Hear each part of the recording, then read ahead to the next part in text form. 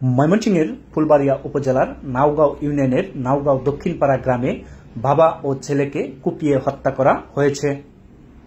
আজ রবিবার দুপুরে সালিশ থেকে গিয়ে শত শত মানুষ বাড়িঘর ভাঙচুর করে নিজ ঘরে বাবা আব্দুল গফুর ও ছেলে মেহেদী হাসানকে কুপিয়ে হত্যা করে।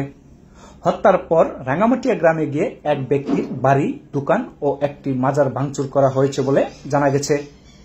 বিকেলে ঘটনাস্থল পরিদর্শন করেছেন ময়মনসিংহ পুলিশ সুপার কাজী আক্তারুল আলম। এ ঘটনায় জড়িত থাকার অভিযোগে ৩ জনকে আটক করেছে পুলিশ।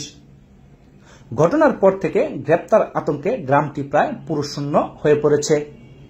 যারা গ্রামে আছেন তারাও ভয়ে কোনো কিছু বলতে রাজি হয়নি।